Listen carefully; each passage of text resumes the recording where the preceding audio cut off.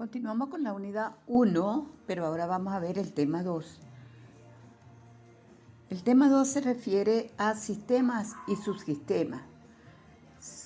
Los conceptos que vamos a ver son salud y sistema, conceptos en general, esquemas para explicar sistemas y subsistemas, jerarquía y autonomía en un sistema y los componentes de los sistemas.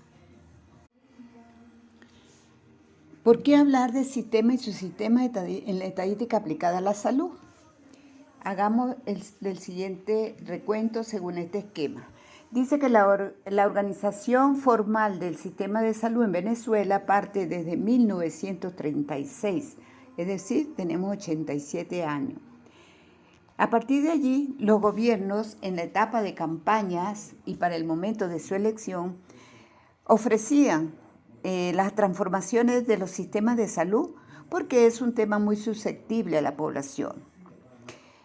Lo que tenemos en este momento es prácticamente producto de ese ofrecimiento.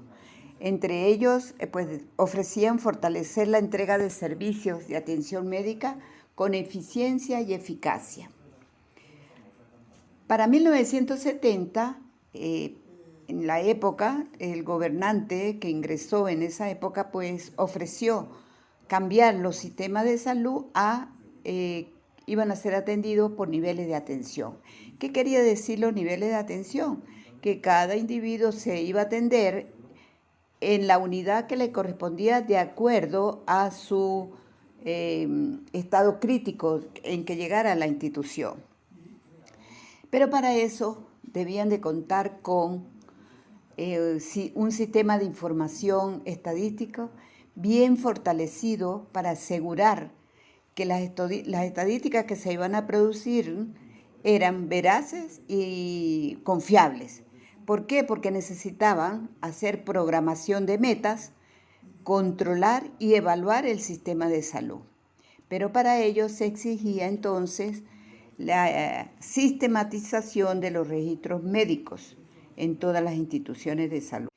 Hablemos ahora de lo que son sistemas en sí, los conceptos. ¿Por qué hablamos de sistemas y hablamos de sistemas como sistema de salud? Chávez, en 1981, en su libro Salud y Sistemas, dice que vivimos en un mundo de sistemas, que si se habla de astronomía pensamos en un sistema solar, que si hablamos del cuerpo humano pensamos que está conformado por varios sistemas, sistema nervioso, respiratorio, digestivo, circulatorio y renal para poder funcionar adecuadamente. Y si se trata de sociedad, se habla de sistemas educativos, económicos, de salud, entre otros. Veamos ahora algunos conceptos que están incluidos en este libro Salud y Sistemas de Chávez. Dice primero que es un conjunto de cosas, reglas o principios que ordenadamente están relacionadas entre sí y contribuyen a alcanzar un objetivo común. Que también se puede definir como un todo complejo y organizado, una reunión de cosas o partes que forman un todo unitario, pero que es muy complejo. Ese sería otro concepto. Y por otra parte, dice que la idea de sistema da la connotación o la idea de un plan, de un método, de un orden, de un arreglo. ¿Por qué? Porque de lo contrario estaríamos en el caos. Lo dejo al análisis de ustedes en este momento. Igualmente, hablamos de un enfoque sistemático. Bertrand Fleil dice que es una teoría holística de integración, es decir, integra muchos factores para hablar de sistema. Y organización cibernética, es decir, hay una adhesión entre esos factores que intervienen en el sistema. Es una ciencia de control y comunicación. ¿Qué son las jerarquías en los sistemas? ¿Cómo vamos a ver esta palabra dentro de un sistema? En este momento tengamos en mente lo que es un sistema de salud y si vemos la gráfica que estamos presentando, tenemos un suprasistema. En el sector salud estaría representado por la Organización Mundial de la Salud. Por debajo del suprasistema hay un metasistema, que sería otra organización de salud que está por debajo del suprasistema de la Organización Mundial. En este caso, la Organización Panamericana de Salud. Debajo de los metasistemas y de la Organización Panamericana de Salud están los sistemas a nivel de cada país, los sistemas de salud a nivel de cada país. En nuestro país se llama Ministerio del Poder Popular para la Salud. Y, por supuesto, dentro de este país tenemos otros subsistemas que serían los de los estados, y eso se llamarían los servicios regionales de salud. Y si vamos más al fondo, tendríamos entonces otros subsistemas que serían las organizaciones o las instituciones de salud en cada uno de los estados. Ahora, ¿por qué hablamos de autonomía en un sistema? Porque dependiendo de la autonomía vamos a tener que debemos ir pasando información a diferentes niveles. Así tenemos, por ejemplo, el suprasistema tiene mayor autonomía que los metasistemas y sistemas. Lo vimos en el esquema, porque el suprasistema está por encima del metasistema y los sistemas. Por eso tienen mayor autonomía. Un sistema es algo relacionado con algún tipo de actividad y dotado de cierta integración o unidad con mayor autonomía que los subsistemas. Por ejemplo, ubiquémonos entonces en las instituciones donde nosotros trabajamos y dentro del cual está el Departamento de Información y Estadística de Salud. ¿Ya? Entonces, nuestro departamento es un departamento que tiene algún tipo de actividad y nuestra actividad es recolectar información, que está dotado de cierta integración o unidad. Claro, todos los servicios están unidos a nuestro departamento. Dependiendo de ello, vamos a recolectar la información que se necesita para los sistemas. Ahora, los sistemas pueden estar conformados por subsistemas y por otros subsistemas, aunque con menor autonomía que el agregado total, es decir, que el sistema en sí o del metasistema o del suprasistema. Pueden claramente ser distinguidos en estas instituciones. En cuanto a los componentes de un sistema, ven el esquema y ven que tiene una entrada, luego pasa un proceso o un control y después hay una salida. Leamos lo que está escrito allí. Todo sistema requiere de materia o energía o información que constituye los insumos o entrada. Es decir, ¿qué alimenta el sistema dependiendo de dónde estemos, de qué sistema estamos hablando?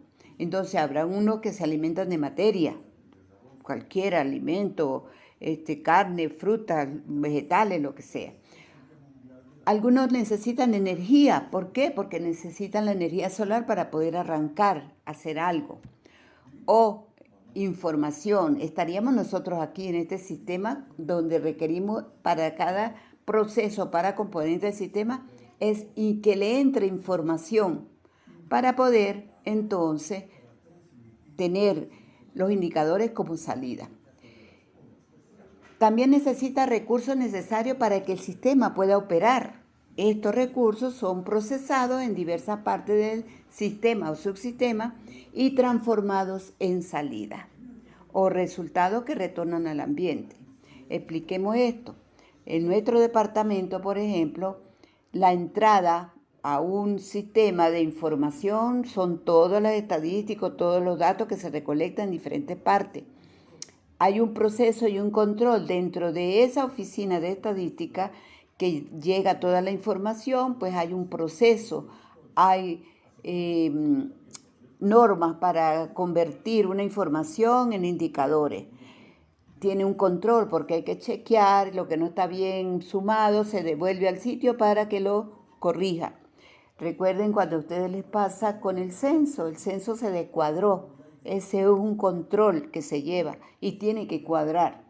¿Para qué? Para producir después una salida. Una salida puede ser cualquier resumen estadístico que se haga mensual. Ese resumen estadístico puede constituirse en la entrada para otro sistema. Bueno, lo que se dijo anteriormente está representado en este esquema, ¿sí? Tenemos entrada, proceso, control, salida, y lo que salga de allí va a ser entrada para otro sistema en diferente parte, ¿sí? Entonces dice que un sistema, que un conjunto o en parte forma parte de otro sistema, de otro componente de otro sistema. Eso es lo que queremos decir, igual como se le expliqué anteriormente. Esto es una cadena que comienza en un sitio, pero que puede ir, por ejemplo, la información que sale de la institución en un hospital va al Servicio Regional de Salud, de allí sale para el ministerio, del ministerio posiblemente sale o para la OPS o para la MS. Entonces, son niveles que va escalando la información. Aquí tenemos un ejemplo para representar lo que les dije anteriormente. La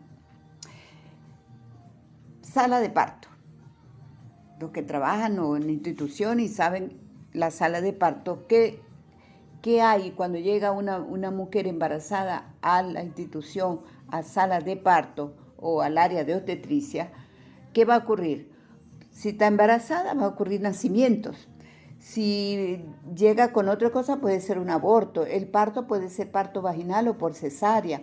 El niño puede nacer vivo o muerto. Toda esa información que se produce en sala de parto es registrada por una persona del Departamento de Información y Estadística de Salud y va recolectando información a diario en un formato que se llama movimientos tétricos, por día, del mes, el día 1, el día 2 hasta el día 30, 31, dependiendo, va colocando cuántos nacimientos, cuántos partos vaginales, cuántas cesáreas, cuántos abortos, cuántos curetajes, bueno, toda la información que tiene este formato. Eso, antes de enviarlo a la oficina de estadística del departamento, tiene un chequeo.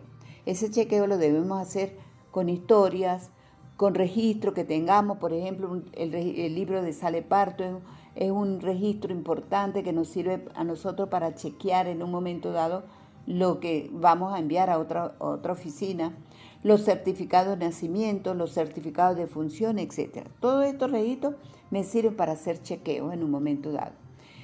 Esta información o movimientos tétricos se entrega mensualmente a la sección de estadística. En la sección de estadística procesan la información, ya, le dan proceso y elaboran un informe que se llama Salud Reproductiva Mensual.